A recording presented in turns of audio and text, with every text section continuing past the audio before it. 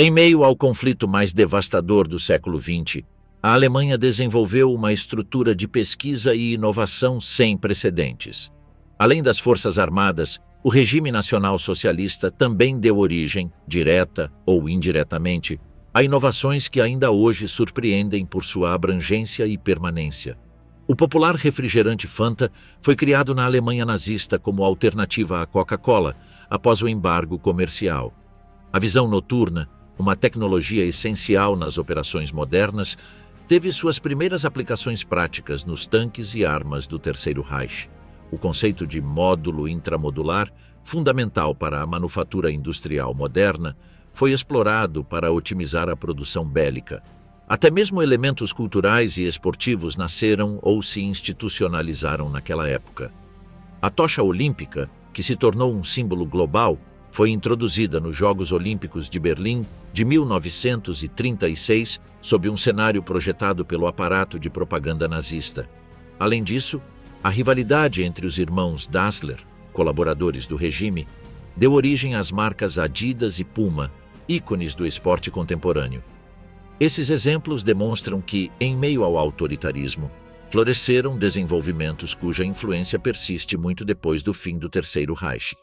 Fusca, o carro que nasceu sob as ordens de Hitler. Em 1934, o governo alemão buscava um carro acessível que qualquer família pudesse comprar. Hitler encomendou o projeto a Ferdinand Porsche, que já trabalhava com veículos há algum tempo. O plano era ter um carro simples, econômico e confiável. Naquele mesmo ano, assinaram um acordo com a Associação Automobilística Alemã para dar início ao projeto. O carro foi batizado de KdF-Wagen, em homenagem ao programa Força pela Alegria do regime.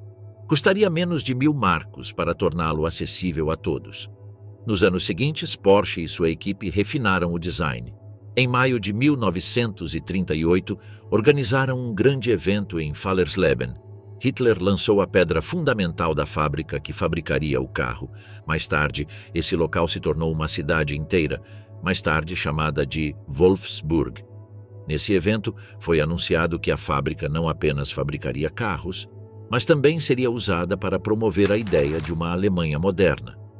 O carro não era apenas um meio de transporte, também fazia parte da imagem que o regime queria projetar em casa e no exterior. Quando a guerra eclodiu, o modelo civil foi descontinuado. Em vez disso, adaptaram o design para criar veículos para uso militar. Um deles foi o Kübelwagen, um veículo semelhante a um Jeep com tração traseira, usado em diversas frentes. Também lançaram o Schwimmwagen, que era anfíbio e podia atravessar rios e lagos. Durante a guerra, nenhuma unidade foi vendida ao público. Toda a produção foi para o exército. Embora milhares de pessoas tivessem pago adiantado pelo carro civil, elas nunca o receberam. A prioridade eram as linhas de frente. Ao final da guerra, a fábrica permaneceu em mãos britânicas. Em vez de fechá-la, decidiram continuar com o modelo já projetado. A partir daí, iniciou-se a produção do carro que mais tarde seria conhecido como Fusca. O carro, que havia nascido como um projeto do regime, acabou se tornando um dos mais vendidos do mundo. Seu design perdurou por décadas e foi fabricado em vários países. O motor traseiro, o formato arredondado e o som distinto o tornaram reconhecível em todo o mundo. O que começou como uma encomenda do Terceiro Reich acabou se tornando um símbolo do transporte civil. Embora suas origens estejam diretamente ligadas à ditadura, o Fusca teve uma segunda vida após a guerra, não mais para fins de propaganda ou políticos. A tocha olímpica, uma invenção nazista que sobrevive até hoje. Em julho de 1936, a tocha foi acesa em Olímpia com um espelho fabricado pela Zeiss. Uma mulher vestida com uma túnica branca acendeu a tocha usando luz solar concentrada. De lá, iniciou-se a jornada de mais de 3.000 quilômetros até Berlim. A ideia do revezamento partiu de Karl Diem, o organizador dos Jogos. Ele se inspirou em antigos rituais gregos, embora estes nunca tenham existido de fato. Ele planejou que mais de 3.300 pessoas corressem 1 quilômetro cada para carregar a chama. Desde o início, o governo nazista utilizou o revezamento como parte de sua campanha de imagem. Goebbels providenciou que tudo fosse gravado e transmitido pelo rádio. Leni Riefenstahl também filmou partes do percurso para seu documentário. As tochas foram fabricadas pela empresa Krupp. Eram feitas de aço e carregavam um tipo de combustível resistente ao vento e à chuva. O espelho usado para acender a primeira tocha foi fabricado pelas Zeiss Ópticas. A rota passou pela Grécia, Bulgária, Iugoslávia, Hungria, Áustria, Tchecoslováquia e Alemanha. Na Áustria, a tocha foi recebida com saudações e bandeiras nazistas. Toda a jornada ocorreu de 20 de julho a 1º de agosto, quando Fritz Schilgen entrou no estádio e acendeu a pira. Hitler participou da cerimônia de abertura naquele dia. Schilgen foi escolhido não por suas conquistas atléticas, mas porque seu estilo de corrida se encaixava na imagem do tipo de pessoa que o regime queria retratar. O objetivo do evento não era esportivo. O que buscavam era conectar a imagem da Alemanha nazista com a Grécia clássica, parecer herdeiros dessa cultura. Queriam mostrar organização, poder e unidade ao resto do mundo. Muitas pessoas acharam que era um gesto pacífico e inovador, mas na realidade era uma estratégia criada para disseminar a mensagem do regime, usando símbolos, câmeras e a mídia. Tudo bem planejado para reforçar a propaganda nazista. Depois de 1936, o revezamento da tocha foi repetido em todos os Jogos Olímpicos. Embora tenha começado como um evento encenado criado pelo regime, com o passar dos anos tornou-se parte do ritual olímpico oficial. Regime Sneakers, a verdadeira história por trás da Adidas e da Puma. Na década de 1930, dois irmãos chamados Adolf e Rudolf Dassler eram donos de uma fábrica de calçados esportivos em Herzogenaurach, uma cidade alemã. Lá, eles produziam tênis em um negócio familiar que compartilhavam. Durante as Olimpíadas de Berlim de 1936, Adolf Dassler providenciou para que o atleta americano Jesse Owens competisse usando seus tênis. Owens ganhou várias medalhas, atraindo a atenção mundial para a fábrica. A empresa operou sob o regime nazista. Como muitas outras empresas alemãs da época, eles também fabricavam produtos para o exército. O negócio permaneceu ativo durante toda a guerra. Ambos os irmãos eram membros do Partido Nazista. Sua fábrica continuou operando durante o conflito, produzindo botas e outros itens para as forças armadas. A colaboração com o exército fazia parte de seu trabalho diário. Mas no meio da guerra surgiram discussões entre os dois. O relacionamento de Adolf e Rudolf se desfez. Após o fim do conflito, cada um seguiu seu próprio caminho e decidiu abrir seu próprio negócio. Adolf fundou a Adidas. Ele usou as primeiras letras do seu nome e sobrenome para nomear a nova empresa. Permaneceu na mesma cidade e montou sua própria fábrica. Rudolf atravessou o rio e abriu uma empresa diferente. Inicialmente, chamou-a de Ruda, mas depois mudou o nome para Puma. Ele também se concentrou em calçados esportivos. Ambas as marcas nasceram na mesma cidade e vieram da mesma família. Mas, a partir daquele momento, tornaram-se rivais diretas. A rivalidade entre os irmãos levou até vizinhos a se separarem. Com o tempo, Adidas e Puma se tornaram duas das maiores marcas esportivas do mundo. Mas suas origens remontam aos anos da Segunda Guerra Mundial, quando ainda trabalhavam juntas em uma única fábrica. Os tênis usados por Jesse Owens em 1936 foram feitos por elas, antes mesmo de qualquer uma das marcas existir. Aquela fábrica da Dassler foi o início de tudo o que viria depois. Nos primeiros anos, tanto a Adidas quanto a Puma cresceram rapidamente. Elas usaram seus contatos, sua experiência e os modelos que já conheciam para criar novos produtos. A base era a mesma que usaram durante o regime.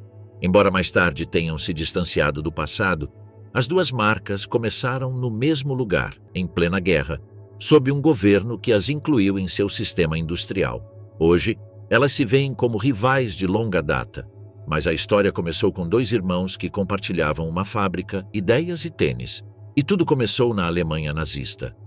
Unha de Küncher, a ferramenta médica que mudou a guerra. Em 1939, o médico alemão Gerhard Küncher desenvolveu uma maneira diferente de reparar fraturas nos ossos longos do corpo. Ele utilizou um tubo de aço inserido dentro do canal ósseo para mantê-lo firme durante a cicatrização. Essa haste de metal foi então inserida diretamente no centro do osso danificado. Antes disso, quando alguém fraturava o fêmur ou a tíbia, a abordagem mais comum era deixá-lo deitado por semanas. com o osso esticado por um sistema de polias e pesos. Esse método nem sempre funcionava e o paciente demorava muito tempo para voltar a andar. Com o prego proposto por Küncher, o osso quebrado era fixado por dentro. Isso impedia que ele se movesse e ajudava o corpo a recolocá-lo sem precisar manter o paciente imóvel por tanto tempo. Era completamente diferente do que havia sido feito até então. O design era simples. Uma haste de metal com fendas nas extremidades que era inserida através de um pequeno corte cirúrgico. Usando ferramentas especiais, os médicos a encaixavam no osso quebrado e a deixavam lá para servir de suporte. Küncher apresentou sua invenção em hospitais militares, mas a princípio não foi aceita por todos. Muitos médicos ainda acreditavam que os ossos só poderiam se curar se fossem deixados intactos. No entanto, em pouco tempo, sua técnica começou a se mostrar melhor do que a que havia sido usada anteriormente. Durante a Segunda Guerra Mundial, o exército alemão começou a usar esse método com soldados feridos. Aqueles que fraturavam as pernas conseguiam se reerguer em poucas semanas, algo que antes parecia impossível na época. Isso levou ao uso crescente do prego. Enquanto isso, em outros países, a invenção passou despercebida por um tempo. Mas quando a guerra terminou e os médicos aliados viram os resultados, começaram a copiar a técnica. Logo, a haste intramedular tornou-se comum também fora da Alemanha. O modelo de Küncher serviu de base para muitos outros dispositivos semelhantes que se seguiram. A partir de então, a cirurgia para fraturas ósseas sofreu uma reviravolta completa. Não era mais necessário manter os pacientes acamados por meses ou usar gessos que imobilizavam metade do corpo. Além disso, o método ajudou a reduzir complicações. Como os feridos se locomoviam mais rapidamente, o risco de infecção, coágulos sanguíneos e perda de massa muscular diminuiu. Tudo isso conferiu à invenção um lugar importante na história da medicina. Embora tenha sido criada em plena guerra, a estaca Küncher não era uma arma, um veículo ou um radar, mas permitiu que milhares de soldados alemães feridos retornassem à frente de batalha ou se recuperassem sem ficarem incapacitados. Era uma ferramenta usada para manter as tropas em pé. A ideia de inserir uma haste de metal em um osso parecia arriscada, mas na prática funcionou melhor do que qualquer outra coisa que já existiu. Isso levou à sua ampla utilização não apenas na Alemanha, mas também em hospitais civis de outros países após o conflito. Hoje, a técnica mudou, mas a ideia básica permanece a mesma. O prego inventado por Küncher foi o primeiro passo para o que hoje é conhecido como fixação interna. Sua invenção continua sendo parte do tratamento moderno de fraturas. O que começou como uma solução para acelerar a recuperação dos soldados acabou se tornando uma verdadeira melhoria na medicina geral. E embora poucos saibam, essa descoberta surgiu de uma sala de cirurgia no coração da Alemanha nazista. O V1 e o Reichenberg, da bomba voadora ao míssil suicida pilotado. Pode-se dizer que a origem da V1 se deu quando um motor útil surgiu, porque se um motor útil não estivesse disponível, é provável que ninguém tivesse tido a ideia de uma bomba voadora, ou se tivesse, não a teria levado a sério. O que decidiu tudo foi ter um motor simples e barato que pudesse impulsionar com força suficiente. Esse desenvolvimento começou em 1927 e 1928, quando um especialista em aerodinâmica chamado Paul Schmidt concebeu um motor de pulso. A ideia não era tão complicada para quem já tinha essa inspiração. Era um tubo com uma grade com lâminas que abriam e fechavam na entrada, juntamente com um sistema que injetava gasolina e uma vela de ignição para acioná-lo. Este tipo de motor tinha algumas desvantagens. Para começar, não conseguia se sustentar em velocidades abaixo de 300 km por hora. Então não podia ser ligado a partir de uma parada como um avião normal. Também não podia acelerar ou desacelerar. Funcionava a uma velocidade fixa, subindo de 300 km até sua velocidade máxima por conta própria. Uma vez que atingia sua velocidade ideal, continuava nessa velocidade sem alterar as velocidades. Também não era útil acima de 2.000 metros, porque lá o ar começava a ficar apertado e o motor falhava. E depois de 30 a 45 minutos de voo, as válvulas queimavam e eram danificadas, e a aeronave perdia seu motor. Portanto, embora fosse uma forma bastante engenhosa de propulsão, não parecia que seria muito útil na aviação comum. No entanto, em 1934, o próprio professor Schmidt propôs que tal motor pudesse ser usado para impulsionar um torpedo aéreo. Mas essa sugestão não parece ter recebido muita atenção.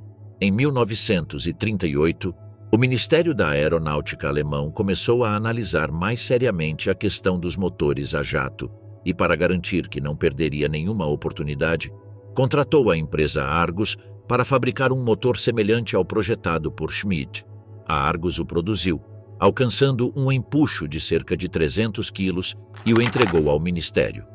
Eles o testaram um pouco, o analisaram e, vendo que o exército já estava mexendo com mísseis em Peenemünde, decidiram que a Força Aérea também deveria se envolver, mas com mais força. Então, eles chamaram a empresa Fieseler para propor um projeto. E no final de 1941, o engenheiro-chefe Lusser apresentou alguns esboços. Eles refletiram sobre o assunto e, em 19 de junho de 1942, autorizaram o desenvolvimento da bomba voadora. Para despistar a pista, eles a batizaram oficialmente de Flakzilgerät 76, um nome que soava como um alvo de treino para armas antiaéreas. Fieseler a batizou de Fi-103, como fazia com todos os seus modelos, mas poucos usavam esse nome. No sul da Inglaterra, a bomba começou a ser chamada de Doodlebug. Ao mesmo tempo, a empresa Argus foi contratada para projetar o motor e a empresa Walter, especialista em foguetes e combustíveis, foi encarregada de encontrar uma maneira de lançar o dispositivo a mais de 300 km por hora do solo para que ele pudesse permanecer no ar. O projeto progrediu rapidamente. O primeiro lançamento bem-sucedido do FZG-76 ocorreu em 24 de dezembro de 1942 em Peenemünde. Muitos testes fracassados se seguiram, até que os problemas foram resolvidos um a um. O projeto final do FZG-76 era uma aeronave de asa reta com um motor de pulso montado bem atrás do casco e do leme. Dentro da fuselagem, da frente para trás estavam uma hélice que media a distância percorrida, uma ogiva com 850 quilos de explosivos e 3 tipos de detonadores, um tanque com 570 litros de gasolina barata de 75 octanas, 2 garrafas de ar comprimido que alimentavam a cauda e o sistema de controle de altitude, uma bateria de 30 volts com 42 células, um giroscópio principal e os servos e controles automáticos. O procedimento foi o seguinte: o tanque foi enchido, uma bateria carregada foi conectada, ar comprimido foi despejado nos cilindros e, em seguida, o dispositivo foi levado para uma área livre de metais para calibrar a bússola e definir o curso em direção ao alvo. Em seguida, foi colocado em uma plataforma de lançamento. A rampa era um tubo longo e ranhurado com cerca de 45 metros de comprimento, dividido em seções que eram unidas por parafusos e montadas em uma base de concreto e aço, com a inclinação adequada. O tubo era aberto em ambas as extremidades e a extremidade traseira possuía uma trava tipo baioneta. Um grande pistão em forma de háltere era inserido no tubo, com uma aleta se estendendo através da ranhura, e um tubo de vedação flexível era colocado na ranhura para evitar vazamentos. Acima do tubo, havia um carrinho que sustentava o míssil e se apoiava na aleta do pistão. Um carrinho contendo uma câmara de combustão e tanques contendo peróxido de hidrogênio e permanganato de potássio foi então acoplado, juntamente com 3 cilindros de ar comprimido. Este carrinho foi conectado à parte traseira do tubo por um sistema de travamento. Próximo à rampa, a unidade de distribuição foi instalada em um suporte metálico. Havia mais cilindros de ar, manômetros e válvulas para gerenciar o ar comprimido que alimentava o motor durante a partida e acionava a válvula de combustível.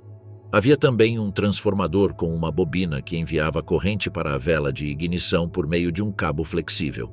Uma vez que o míssil estivesse no carro e firmemente encaixado no pistão, os operadores iriam para um abrigo próximo e de lá iniciariam a sequência de disparo. Ar era soprado para dentro do motor para simular o voo, e uma faísca era ativada para acender a vela de ignição. Após cerca de 7 segundos de aquecimento, as válvulas no carro traseiro se abririam. Isso misturaria os reagentes e geraria um jato de vapor superaquecido dentro da câmara de combustão. O pistão, mantido no lugar por um pino que se rompia sob pressão, começaria a se mover ao longo do tubo, empurrando o carro e o míssil para a frente. A pressão do vapor empurraria o tubo de vedação para fechar a lacuna. O míssil seria lançado a mais de 400 km por hora. Ao atingir o final da rampa, o pistão voaria para fora, o carro se soltaria e o míssil continuaria sozinho, subindo na mesma inclinação da rampa e ganhando velocidade. Cada local contava com vários pistões e 2 carrinhos de combustão. Enquanto um estava em uso, o outro era preparado. Ao final de cada lançamento, a base contaminada com produtos químicos era limpa com trajes especiais e botas de borracha. Após o lançamento em massa da bomba voadora, uma versão ainda mais arriscada foi testada. A mesma estrutura do Fi-103 foi adaptada para incluir uma cabine, controles básicos e um assento com cinto de segurança. Este modelo foi chamado de Reichenberg e foi projetado para ser guiado até o alvo por um piloto. A principal mudança foi substituir o sistema automático por uma cabine manual. O motor a jato ainda era o Argus A014, montado acima da fuselagem, mas o espaço interno foi reorganizado para permitir a entrada de uma pessoa. Não tinha trem de pouso nem capacidade real de fuga. Os testes começaram em 1944. Versões de treinamento sem carga explosiva foram preparadas. Para lançá-las, foram utilizados bombardeiros Heinkel He-111, que lançaram a aeronave do ar. Alguns pilotos conseguiram estabilizar o voo após o acidente e permanecer em linha reta. Mas os resultados foram instáveis. A cabine era muito apertada, não havia espaço para controles detalhados ou mecanismos de segurança.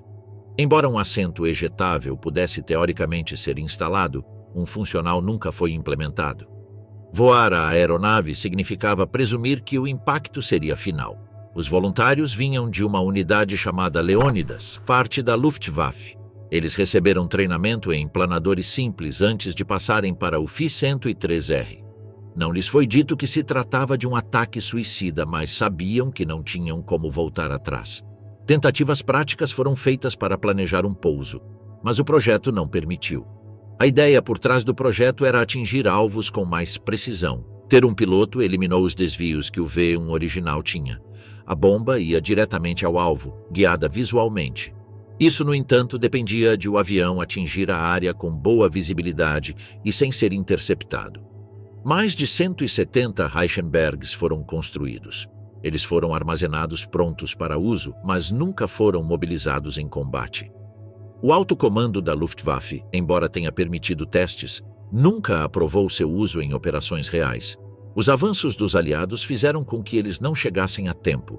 Ao contrário de outras armas, esta versão tripulada do Fi-103 permaneceu como um protótipo. Sua existência demonstrava o nível de desespero do alto comando, buscando precisão extrema à custa da vida do piloto. O programa foi encerrado sem um único ataque com esta variante. O projeto AC-2 de Peenemünde a Londres. Em outubro de 1942, os britânicos conseguiram ver uma foto aérea mostrando um grande banco de areia artificial na ilha de Usedom, próximo à costa do Báltico. No topo dessa base, eles montaram o que parecia ser uma plataforma de concreto e, ao lado dela, um complexo de edifícios. Essa imagem foi uma das primeiras pistas concretas de que a Alemanha estava preparando algo fora do comum. O que eles ainda não sabiam era que ali mesmo, em Peenemünde, o desenvolvimento do que se tornaria o primeiro míssil balístico do mundo estava em andamento. O foguete que estava sendo construído lá era o A4, mais tarde conhecido como V2, o próximo passo após o V1. O projeto havia começado muito antes, na década de 1930, com uma equipe liderada por Werner von Braun, um jovem engenheiro com ideias muito à frente de seu tempo, trabalhando para o exército alemão. O objetivo era desenvolver um míssil que pudesse voar fora da atmosfera, mover-se sozinho e atingir alvos a centenas de quilômetros de distância. Desde o início, o plano era ambicioso. Eles queriam que o foguete subisse por conta própria, seguisse uma trajetória programada sem orientação externa e carregasse uma carga explosiva pesada. Para isso, von Braun e sua equipe se concentraram em resolver 3 questões-chave.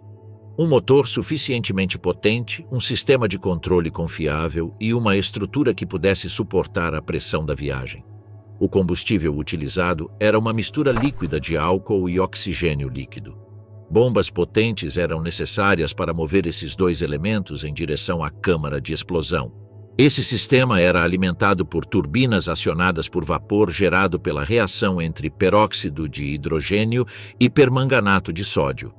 Uma vez acionado, o motor liberava gases em combustão que eram expelidos em alta velocidade por um bico, impulsionando o foguete para cima. Para evitar desvios de curso, o foguete contava com um sistema de giroscópios que indicavam sua direção e pequenas aletas que giravam para mantê-lo estável. Eles também utilizavam um sistema de lemes dentro do jato do motor para manter a aeronave em curso durante a decolagem. Mais acima, durante o voo, superfícies móveis na parte traseira do foguete ajudavam a corrigir pequenos desvios. A estrutura do foguete era feita de metal, com um formato aerodinâmico que lhe permitia penetrar no ar com menor resistência. Possuía uma ogiva de quase 1 tonelada de explosivos montada no topo. O restante do corpo abrigava o motor, os tanques de combustível, o sistema de controle e os mecanismos de orientação. O lançamento não foi simples. Cada V2 exigia uma instalação móvel composta por vários veículos, um carregando o foguete, outro carregando o combustível, outro carregando os oxidantes e outro segurando o sistema de ignição. Todos eles precisavam se coordenar para montar o foguete na posição vertical, enchê-lo com combustível e ativar todo o sistema. Uma vez pronto, a ignição era realizada a partir de um posto de comando usando cabos longos, localizado longe do local de lançamento por razões de segurança. O primeiro lançamento bem-sucedido de um V2 completo ocorreu em 3 de outubro de 1942. Ele decolou de Peenemünde, subiu a uma altitude de mais de 80 quilômetros e pousou a 190 quilômetros do ponto de lançamento. Com isso, os alemães provaram que seu projeto funcionava e que a ideia de um míssil balístico intercontinental não era mais ficção científica. A partir daquele momento, iniciou-se a produção em massa com a ideia de usá-lo como arma de retaliação contra cidades aliadas. Uma vez que o V2 estava em ação, não havia como pará-lo. Após a ignição, ele subiu em linha reta a uma altitude de cerca de 80 ou 90 quilômetros. Depois seguiu uma curva acentuada e desceu em alta velocidade.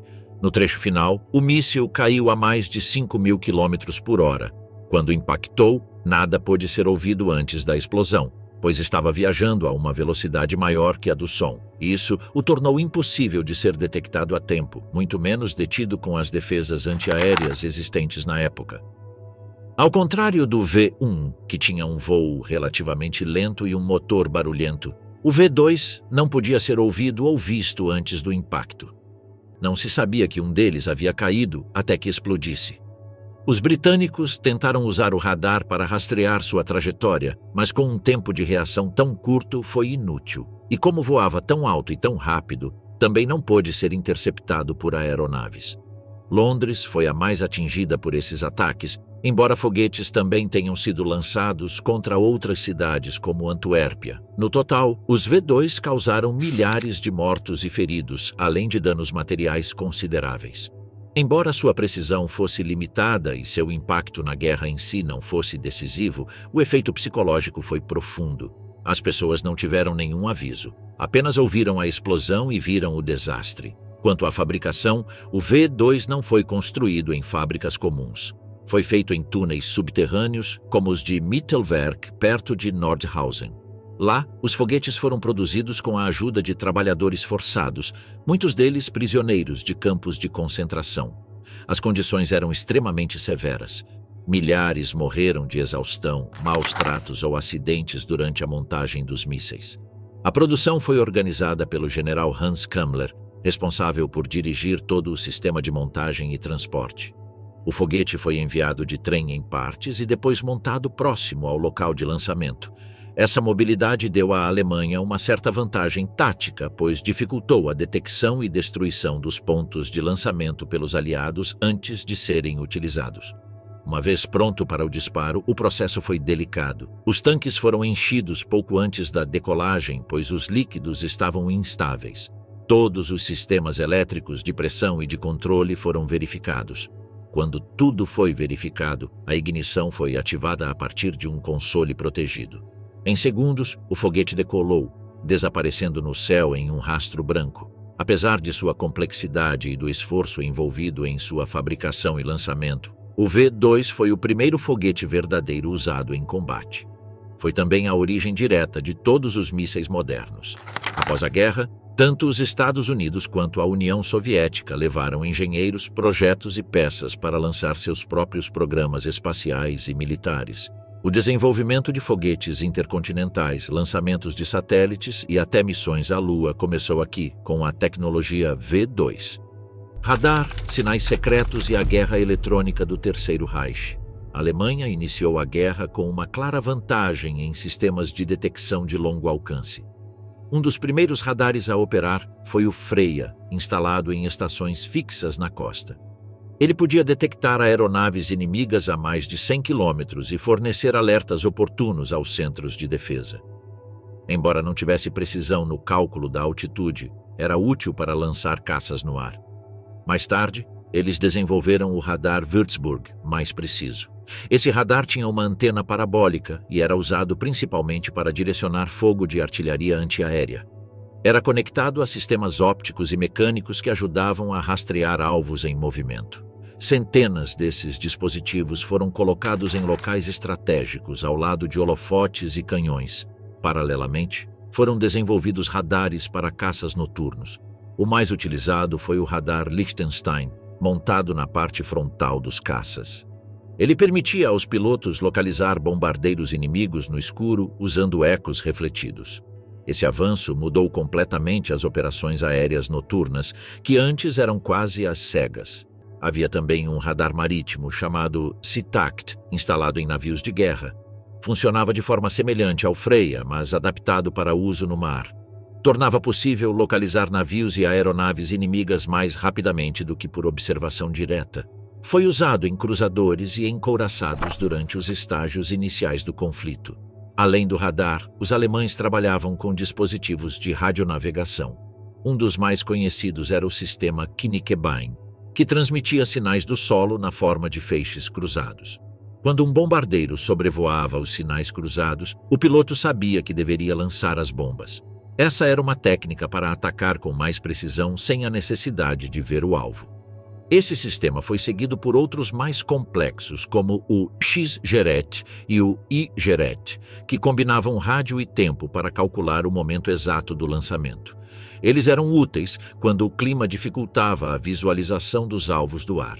Embora os britânicos os tenham bloqueado, os dispositivos funcionaram bem por um tempo.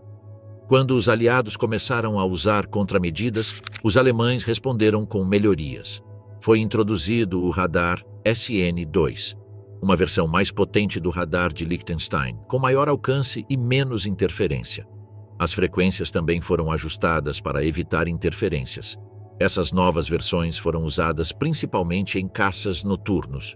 Os britânicos começaram a usar tiras de metal, conhecidas como Windows, lançadas de aeronaves para gerar sinais falsos de radar.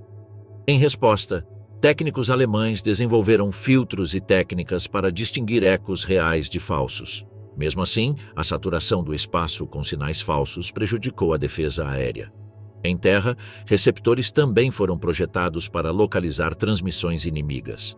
Um sistema chamado Corfu detectava sinais de radar aliados, como os de H-2S, usados por bombardeiros britânicos. Uma vez que uma aeronave era localizada por seu radar ativo, ela podia ser rastreada com artilharia antiaérea ou caças enviados em busca. Submarinos também receberam sistemas de alerta. Dispositivos foram instalados para avisar se um radar inimigo estava procurando por eles. Assim, os U-boats podiam submergir antes de serem detectados por aeronaves aliadas.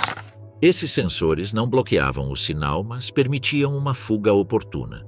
Em relação às comunicações, o exército alemão utilizava rádios de curto e longo alcance, com diferentes níveis de criptografia.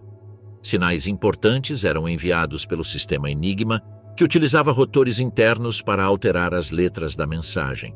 Ele era configurado de forma diferente a cada dia. Embora inicialmente parecesse indecifrável, os aliados conseguiram posteriormente decifrar o código. Para uso tático, os veículos carregavam rádios menores. Os tanques tinham intercomunicadores internos e antenas externas. Os pelotões podiam se comunicar com seus comandantes usando dispositivos portáteis, embora seu alcance fosse limitado. A qualidade do som dependia da área, do clima e da interferência. Ao longo da guerra, a guerra eletrônica tornou-se cada vez mais importante. Não era apenas o poder de fogo que importava, mas também a capacidade de ver primeiro, detectar primeiro ou confundir o inimigo. A Alemanha começou com uma vantagem nessa área, mas os aliados logo seguiram o exemplo com seus próprios avanços. Fritz X Mistel e HS-293, as bombas que a Alemanha controlava por controle remoto. Uma das ideias mais avançadas da Luftwaffe durante a Segunda Guerra Mundial foi guiar bombas de um avião em direção a um alvo em movimento. Até então, as bombas eram lançadas a olho nu, de uma altura elevada, com sorte ou cálculo, mas sem possibilidade de correção de direção uma vez no ar. O que os técnicos alemães propuseram foi a possibilidade de mover a bomba durante a queda, para torná-la mais precisa. O primeiro modelo sério foi o Fritz X, uma bomba muito semelhante a uma bomba padrão de 1.400 quilos, mas com pequenas asas em forma de cruz e uma cauda com superfícies móveis. O dispositivo era lançado de uma altitude relativamente alta e controlado pelo artilheiro da aeronave com uma espécie de controle remoto, como um joystick que enviava sinais por rádio. Para rastrear a bomba, a cauda era pintada de branco e o operador a observava através de uma mira óptica. Movendo o controle, ele podia corrigir sua trajetória caso ela se desviasse do curso. Era um sistema primitivo, mas funcionava. A primeira vez que foi usado com sucesso foi em setembro de 1943, quando afundaram o Roma, um navio de guerra italiano que navegava para o norte da África após assinar sua rendição aos aliados. Outra bomba guiada era a HS-293, que era mais leve, mas incorporava um pequeno motor de foguete que se acendia após ser lançado. Isso lhe dava maior alcance horizontal e permitia que voasse em direção ao alvo quase como um avião. Assim como o Fritz X também era controlada por sinais de rádio da aeronave lançadora. O operador a guiava remotamente até o alvo, especialmente navios inimigos no mar. O HS-293 foi usado diversas vezes contra comboios aliados, especialmente no Canal da Mancha e no Atlântico. Os britânicos, percebendo que era guiado por rádio, tentaram bloquear o sinal com interferência eletrônica. Isso reduziu sua eficácia, mas não a eliminou completamente. Vários navios foram danificados ou afundados por essas armas. Havia outro sistema ainda mais estranho, chamado Mistel, que envolvia a conexão de dois aviões, um grande na parte inferior, carregado com uma bomba enorme no nariz, e um menor na parte superior, que o pilotava. O piloto viajava no avião de cima e, quando estavam próximos do alvo, ele liberava o avião-bomba que caía e explodia com uma carga bruta. Era usado para atacar pontes, navios e fortificações. Esses três tipos de bombas guiadas demonstraram que a Alemanha estava muito à frente em ideias que são comuns hoje em dia. Embora fossem desajeitadas e difíceis de usar, elas mostraram que o conceito de mísseis guiados já estava em uso antes do fim da guerra. Apesar disso, o impacto dessas armas foi significativo. O naufrágio do Roma, causado por um Fritz X, foi um claro exemplo de seu potencial. Em outras ocasiões, comboios inteiros tiveram que mudar de curso ou suspender as operações porque sabiam que a área era perigosa para esse tipo de ataque. O Mistel, por outro lado, era mais complicado de usar. Como a aeronave menor não era tripulada e estava repleta de explosivos, qualquer falha no sistema de atracação ou orientação poderia desviá-la do curso. Também era difícil esconder uma aeronave tão grande, por isso não era ideal para ataque surpresa. Mesmo assim, houve missões bem-sucedidas, especialmente contra pontes e posições reforçadas. Jatos nazistas, os aviões que chegaram muito cedo. Uma das maiores conquistas técnicas da Alemanha durante a guerra foi colocar um caça a jato no ar. Os aliados também estavam trabalhando nisso, mas os alemães foram os primeiros a realmente conseguir isso. O modelo que fez a diferença foi o Messerschmitt Me-262, um caça bimotor que voava muito mais rápido do que qualquer aeronave movida a hélice de sua época. O desenvolvimento do motor a jato havia começado antes da guerra. Na Alemanha, o trabalho foi liderado pelas empresas Heinkel e Junkers, que se concentraram em encontrar uma maneira de usar gases de alta pressão para girar uma turbina e gerar empuxo. No início, a tarefa foi difícil, os materiais se desgastavam rapidamente, as peças superaqueciam e os testes frequentemente falhavam. Mas aos poucos, eles resolveram os problemas. O primeiro avião alemão a voar com um motor a jato foi o Heinkel He 178, em agosto de 1939. Era uma aeronave pequena e experimental, construída exclusivamente para provar que o sistema funcionava. Mais tarde, veio o Heinkel He 280, também com 2 motores a jato, que voou bem. Mas nunca foi usado em combate porque a Luftwaffe decidiu investir no projeto de Messerschmitt. O Me 262 começou a tomar forma em 1940, embora só em 1942 tenha alcançado um voo verdadeiramente útil. Inicialmente, os problemas com os motores continuaram. Eles quebravam rapidamente, duravam apenas 20 horas de uso e exigiam manutenção constante. Mesmo assim, era a aeronave mais rápida do mundo na época. Excedeu 850 km por hora. O que era impossível para qualquer caça a hélice. Tinha 4 canhões no nariz e podia facilmente destruir bombardeiros. Além do Mi-262, havia outros jatos interessantes. O Arado Ar-234 foi o primeiro bombardeiro a jato do mundo.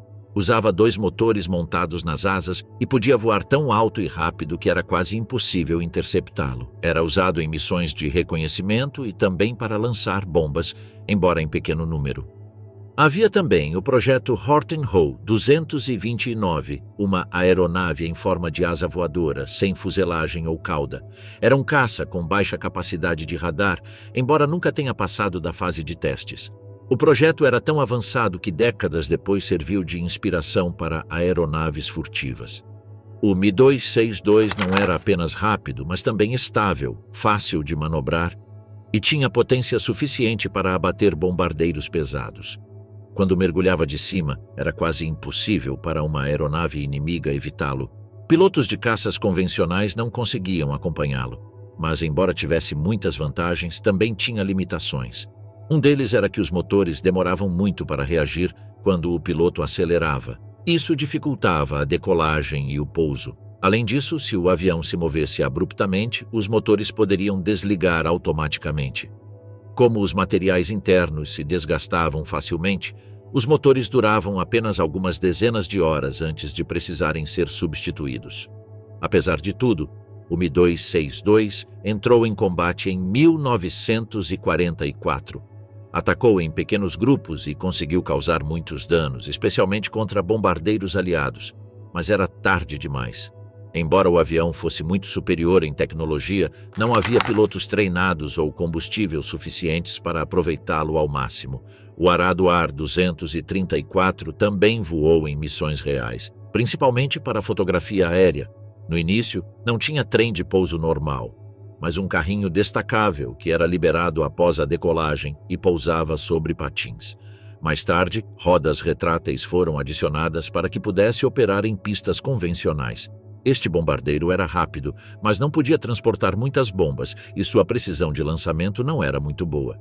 No entanto, serviu para mostrar que aeronaves a jato poderiam ter usos além do combate direto. O Horten Ho 229, embora não concluído a tempo para o combate, foi um dos projetos mais impressionantes. Seu formato semelhante a uma asa de morcego dificultava a sua detecção por radar. Apenas alguns protótipos foram construídos e um deles foi levado aos Estados Unidos após a guerra para estudo. Todos esses modelos confirmaram que a Alemanha havia entrado plenamente na era do jato. Embora suas aeronaves não tenham mudado o curso do conflito, elas pavimentaram o caminho para o que viria a seguir. Os caças, bombardeiros e aviões espiões que voariam nas décadas seguintes tomariam emprestadas muitas ideias desses primeiros protótipos alemães. Protótipos impossíveis, as ideias mais estranhas do Terceiro Reich. A Alemanha não se limitou a trabalhar em armas convencionais. Também aprovou uma longa lista de projetos experimentais que iam do lógico ao completamente bizarro. Muitos permaneceram como desenhos ou testes iniciais, mas refletiam o interesse em buscar soluções inusitadas para um conflito que se arrastava mais do que o esperado. Entre esses projetos estava o BA-349 Natter, uma aeronave muito incomum que decolava verticalmente de uma torre. Foi projetado para ser lançado diretamente em uma formação de bombardeiros inimigos por um único piloto. Tinha foguetes de combustível sólido para subida, um motor principal que acendia no ar e uma cabine destacável para que o piloto pudesse saltar após disparar sua carga útil.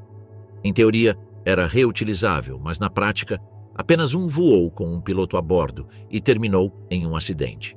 Outro projeto curioso foi o DFS-346, um avião-foguete com asas finas, projetado para voar a velocidades próximas a Mach 2.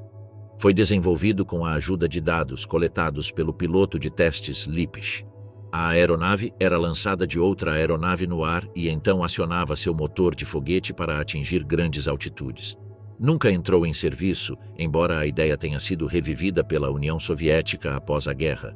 Houve também estudos sobre asas voadoras, planadores armados e caças movidos a foguetes. O Mi-163 Comet foi um dos poucos usados em combate. Era pequeno em forma de bala e usava combustível hipergólico que explodia ao contato. Subia extremamente rápido e podia atingir mais de 900 km por hora, 560 milhas por hora, mas tinha apenas alguns minutos de resistência. Após o ataque, planava até o solo, onde ficava muito vulnerável. Apesar de sua velocidade, o Mi-163 não teve muito sucesso. Seu motor era perigoso, o pouso difícil e os ataques ineficazes, pois atirar em alta velocidade sem estabilização não garantia atingir o alvo. Muitos pilotos morreram devido a falhas no sistema ou acidentes de pouso. Outra invenção incomum foi o Skoda Kauba SKP.14, um tipo de torpedeiro alado e tripulado que usava um motor ramjet e foi projetado para missões suicidas. Nunca passou da fase de protótipo, mas demonstrou o desespero com que novas ideias eram buscadas.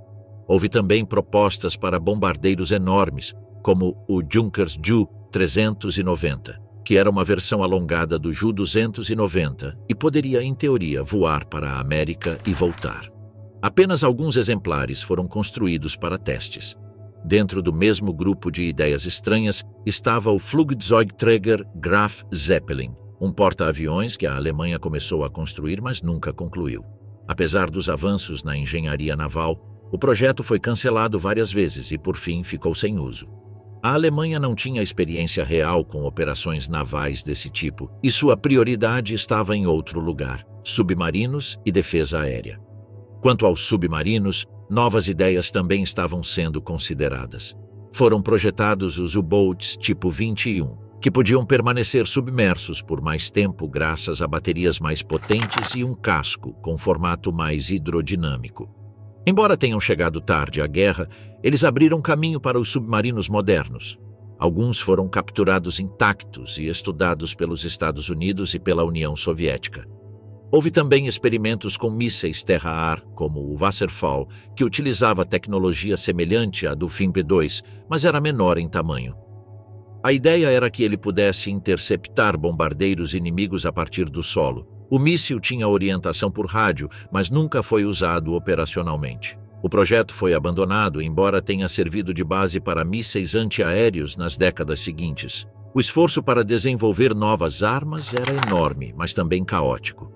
Muitos projetos se sobrepunham, faltava financiamento e as informações nem sempre eram compartilhadas entre as equipes. Pressões de tempo e bombardeios constantes contra fábricas e instalações dificultavam ainda mais o progresso. Quando a guerra terminou, os aliados encontraram um arquivo repleto de esboços, modelos, motores e peças inacabadas. Tudo isso foi coletado e levado a diferentes países para análise. Muitas dessas ideias, que pareciam fantasiosas na época, foram posteriormente retomadas com sucesso. Embora a maioria desses protótipos nunca tenha entrado em combate, eles demonstraram uma abordagem radical à inovação militar. Em vez de aprimorar o que já existia, buscaram caminhos completamente diferentes. O soldado perfeito, armas e equipamentos pessoais à frente de seu tempo. Ao longo do conflito, muitas novas armas de fogo foram projetadas e fabricadas, buscando maior potência, precisão e facilidade de uso. Uma das mais importantes foi a Sturmgewehr 44, indiscutivelmente o primeiro fuzil de assalto do mundo. Essa arma combinava a capacidade de tiro rápido de uma metralhadora com a manobrabilidade de um fuzil. Disparava munição de cano intermediário, permitindo melhor controle ao disparar rajadas. Era mais curta do que um fuzil tradicional e mais eficaz em combate corpo a corpo. O design da STG-44 foi uma resposta direta às necessidades da Frente Oriental, onde os soldados enfrentavam inimigos a curta distância, frequentemente em ambientes urbanos ou florestais. O exército precisava de uma arma que oferecesse um volume de fogo maior do que um fuzil padrão, mas sem o peso e o recuo de uma metralhadora completa. Além da STG-44, outras armas pessoais foram desenvolvidas. Por exemplo, a MP-40, uma submetralhadora automática com carregador reto e coronha dobrável, foi amplamente utilizada por tropas de assalto e paraquedistas. Embora não fosse tão precisa a longa distância, funcionava bem em combates de curta distância. Outra inovação foi o uso de lançadores de granadas portáteis, como o Panzerfaust. Tratava-se de um tubo descartável que disparava uma carga oca capaz de penetrar a blindagem dos tanques aliados. Não exigia treinamento complexo, um soldado raso podia usá-lo com pouca instrução. O Panzerschreck, por outro lado, era maior, recarregável e possuía um escudo protetor, mas servia a um propósito semelhante. Minas de mão, cargas adesivas, facas especiais e vários tipos de granadas, como a clássica granada com cabo, mais fácil de lançar, também foram projetadas.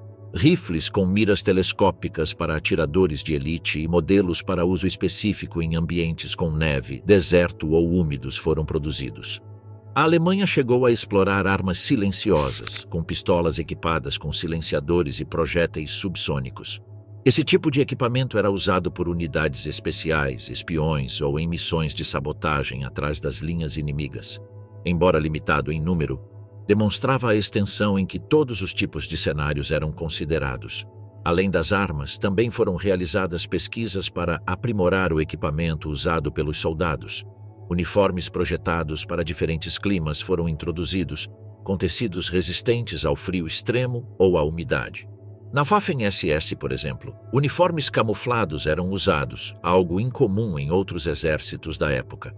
Esses designs buscavam melhor ocultar os combatentes em ambientes arborizados ou com neve. Óculos experimentais de visão noturna também foram desenvolvidos. O sistema utilizava luz infravermelha refletida por um holofote, que era capturada por uma lente especial. Esses óculos eram grandes e pesados e eram montados apenas em veículos ou armas fixas. Mesmo assim, eram uma prévia do que mais tarde se tornaria comum. Os tanques Panther chegaram a testar esse equipamento em combate noturno, embora em número muito limitado. Programas foram lançados para aprimorar os kits individuais de primeiros socorros, fornecendo aos soldados analgésicos, bandagens adesivas e tratamentos básicos para infecções. Os capacetes também foram modernizados, utilizando aço moldado com melhor absorção de choque. O design do capacete alemão era tão prático que muitos países copiaram seu formato anos depois. Outro aspecto do avanço foi na comunicação. Rádios portáteis menores foram introduzidos para os esquadrões, permitindo melhor coordenação dos movimentos. Havia também fones de ouvido para petroleiros e operadores de artilharia. Embora rudimentares em comparação com os de hoje, eram superiores aos usados por outros exércitos na época. Os paraquedistas alemães, os Fallschirmjäger, receberam equipamentos específicos. Eles usavam capacetes recortados, joelheiras e armas compactas, como a FG-42, uma combinação de fuzil automático e metralhadora leve, projetada especialmente para eles. Esse modelo permitia atirar do ombro ou em decúbito ventral e possuía uma baioneta dobrável. Drogas foram até exploradas para manter os soldados acordados ou melhorar sua resistência à fadiga. Algumas tropas receberam comprimidos de metanfetamina para suportar longas marchas sem dormir. Embora isso tivesse sérios efeitos colaterais, na época era visto como uma solução temporária para manter o ritmo na frente de batalha. A combinação de inovação técnica e pressão da guerra levou a Alemanha a desenvolver em poucos anos uma ampla variedade de instrumentos de combate pessoal. Embora muitos não tenham alterado o resultado do conflito, vários influenciaram a forma como um soldado moderno é armado e equipado. Submarinos anões e armas suicidas, as últimas apostas navais de Hitler. Nos estágios finais da guerra, a Alemanha começou a testar embarcações marítimas de um único tripulante. Uma das primeiras foi o Neger, que na verdade nada mais era do que um torpedo modificado. Tinha o mesmo formato de um torpedo G7 e padrão, mas na parte superior havia uma cabine de acrílico, onde o piloto sentava-se deitado. Esse piloto usava um periscópio simples para guiar o veículo, e sua única missão era aproximar-se de uma embarcação inimiga, mirar da melhor maneira possível e então lançar o torpedo real que estava montado logo abaixo. Não havia como escapar se a embarcação falhasse ou ficasse presa. Este modelo era alimentado por bateria e seu alcance era muito limitado. Também não tinha proteção real contra tiros ou explosões próximas. O que o tornava útil era que podia se aproximar silenciosamente e atacar de surpresa. Embora muitos pilotos tenham morrido nas missões, alguns conseguiram afundar pequenos navios. A ideia era usá-lo como um torpedo humano, porém sem que o operador colidisse diretamente com ele. Em seguida veio o Marder, uma melhoria em relação ao Neger. Tinha a mesma base, mas podia mergulhar alguns metros, o que lhe dava mais opções para se aproximar sem ser detectado. Também era elétrico e operado com controles muito simples. Não tinha equipamento de reentrada. Então o piloto sabia que sua vida estava em risco desde o momento em que emergia. Outro dispositivo era o Molk, mais parecido com um submarino em miniatura. Media cerca de 8 metros e tinha um formato alongado.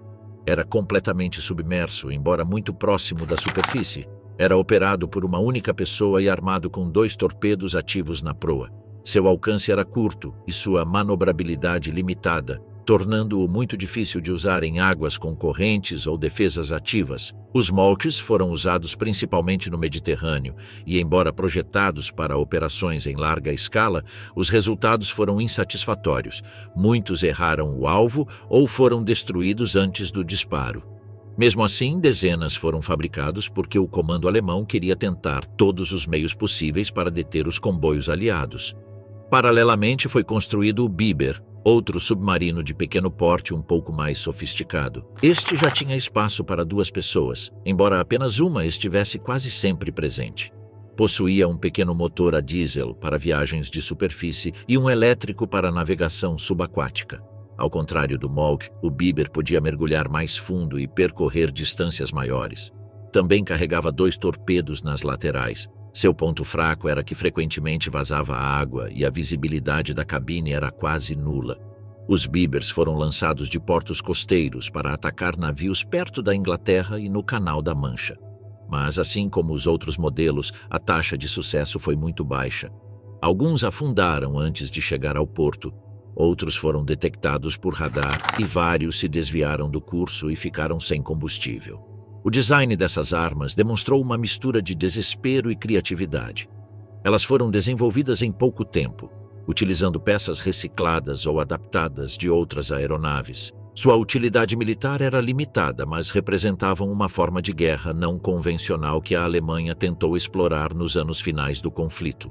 Os ataques eram coordenados por unidades especiais, frequentemente utilizando rebocadores ou navios-mãe para aproximar os pequenos submarinos do alvo. As missões eram realizadas à noite, sem comunicação com a base e com instruções mínimas. Embora esses modelos estivessem longe de ser comparáveis aos grandes submarinos tradicionais, eram muito mais baratos, fáceis de produzir e não exigiam grandes tripulações. Em teoria, podiam operar em áreas onde os submarinos comuns não tinham acesso, como portos ou locais de desembarque aliados. Mas, das centenas de dispositivos lançados, apenas alguns conseguiram atingir algum alvo. O comando nazista manteve essas operações até o último ano, na esperança de que elas, pelo menos, atrasassem os avanços aliados. Outro dispositivo testado naqueles mesmos anos foi o Lindsay Launch, uma pequena lancha projetada para missões de ataque contra navios inimigos. Não era um submarino, mas sim um tipo de barco explosivo operado por um único tripulante. Sua construção era bastante simples. Um casco leve, um assento com controles básicos e uma carga explosiva fixada na proa. O piloto dirigia o barco a toda velocidade em direção ao alvo. Pouco antes do impacto, ele pulava na água e deixava a embarcação seguir seu curso. A carga explodia ao entrar em contato com o alvo ou ao acionar um detonador de proximidade. Em muitos casos, pular não garantia a sobrevivência. Havia o risco de ser atingido pela explosão ou pelo fogo inimigo.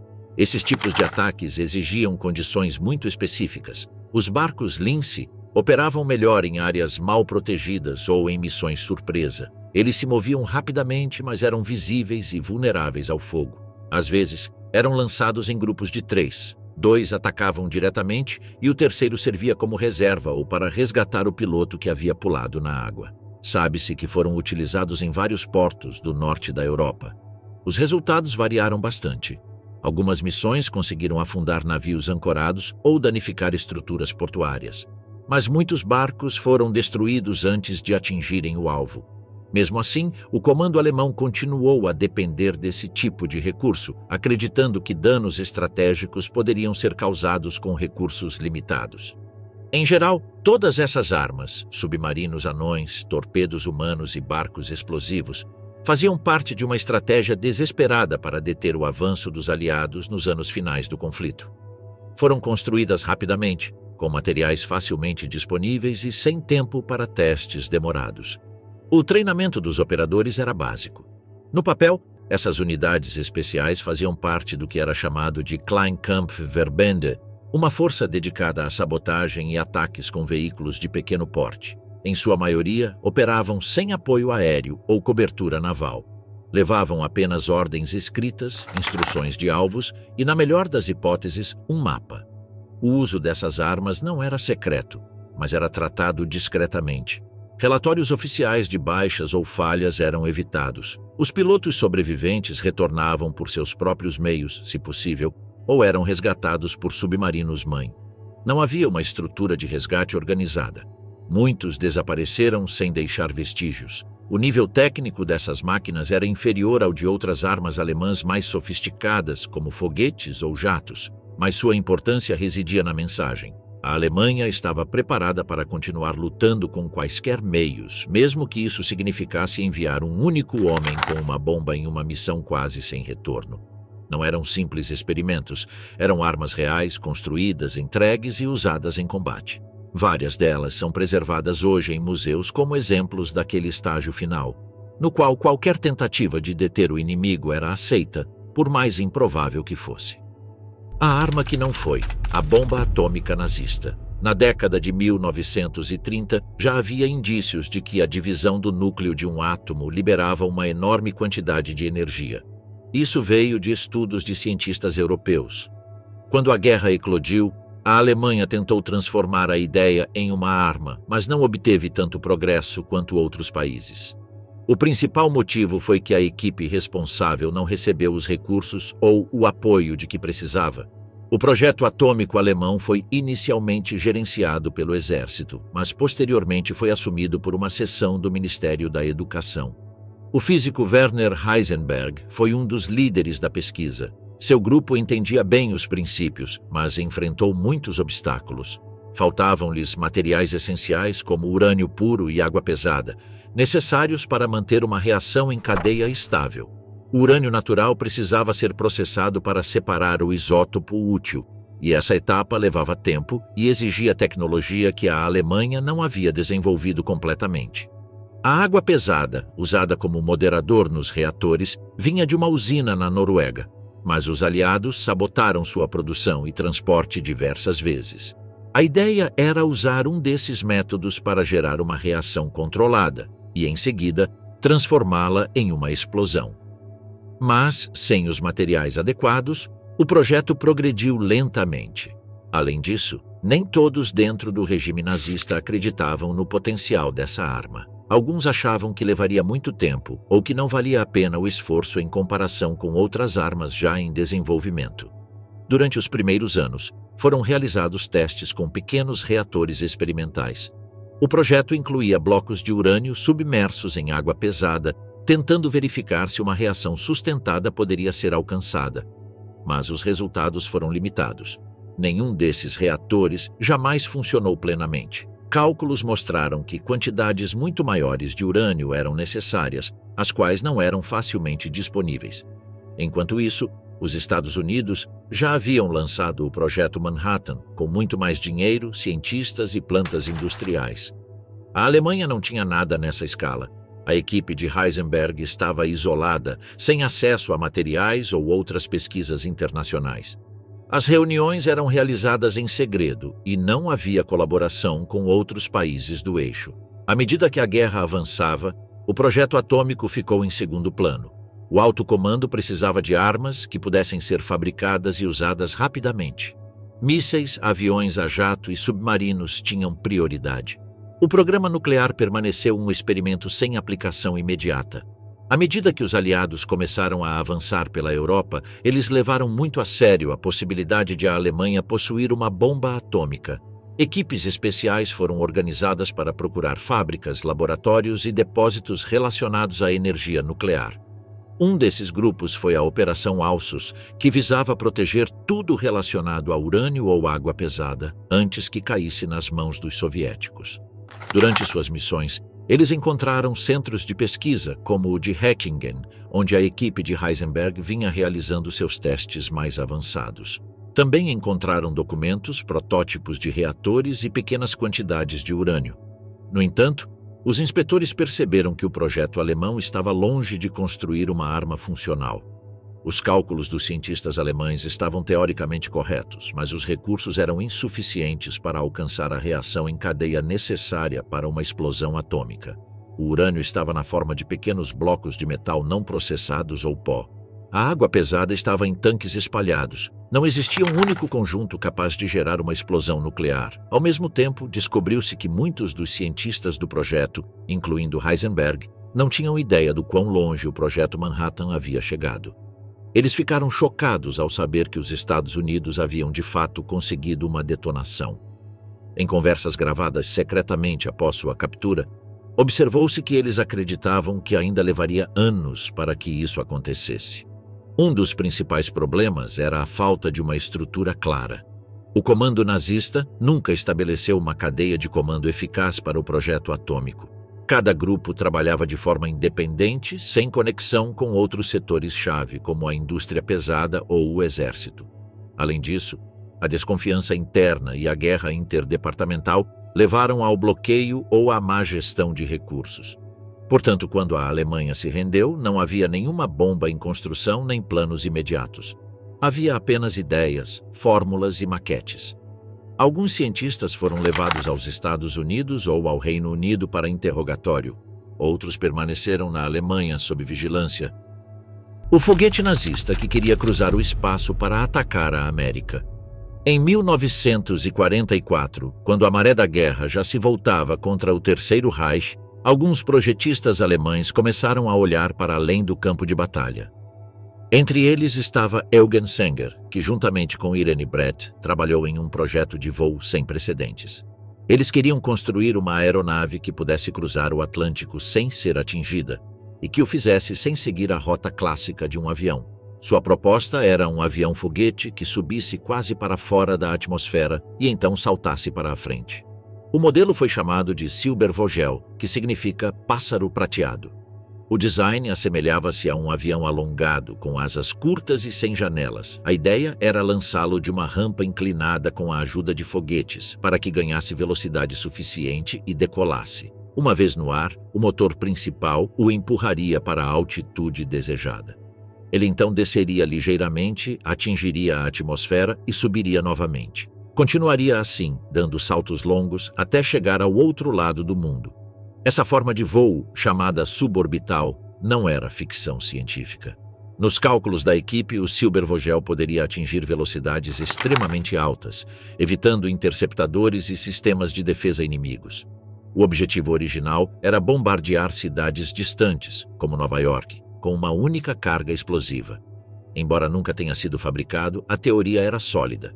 Para que esse tipo de dispositivo funcionasse, eram necessários materiais altamente resistentes ao calor. Cada salto na atmosfera gerava um atrito enorme. Os engenheiros sabiam que isso poderia derreter partes da fuselagem se não fossem usados revestimentos adequados. Também exigia controle preciso da trajetória e da velocidade. Se subisse muito alto, poderia perder impulso e não retornar ao ângulo correto. Se baixasse muito, poderia quebrar com a pressão do ar. O projeto nunca passou da fase de papel. Mesmo assim, os documentos chegaram aos aliados após a guerra. Os engenheiros que revisaram esses planos reconheceram que os cálculos estavam corretos. De fato, a ideia era tão avançada que, anos depois, inspirou outros projetos espaciais nos Estados Unidos e na União Soviética. A ideia de usar voos de salto atmosférico ressurgiu em programas de exploração espacial. Na Alemanha, o Silbervogel não era uma prioridade. Comparado aos mísseis V-1 ou V-2 que já estavam em produção, este novo modelo parecia algo distante. O Terceiro Reich não estava em condições de investir recursos em uma tecnologia que ainda exigiria anos de desenvolvimento. No entanto, o simples fato de ter sido planejado demonstra o nível de ambição existente em certos setores. Este projeto não foi o único a tentar romper com os limites tradicionais do combate aéreo. Outras formas de aeronaves não tripuladas também foram consideradas, incluindo aeronaves com designs não convencionais e foguetes capazes de atingir grandes alturas. Mas o Silbervogel foi o mais radical de todos. Pretendia voar para fora do planeta, mesmo que apenas por alguns segundos, para retornar das alturas e atacar com precisão. Nenhum protótipo foi construído.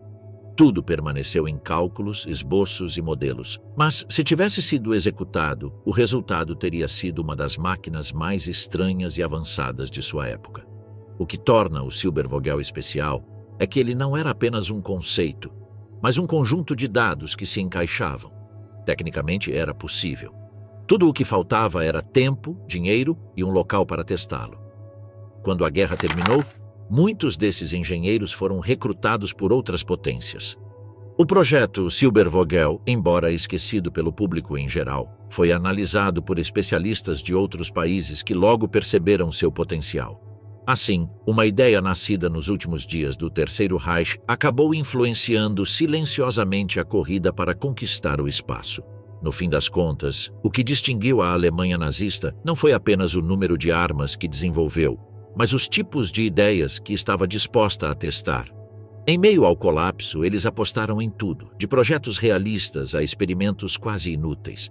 Foi um período marcado pela urgência, improvisação e uma obsessão em dar um passo adiante, independentemente dos riscos.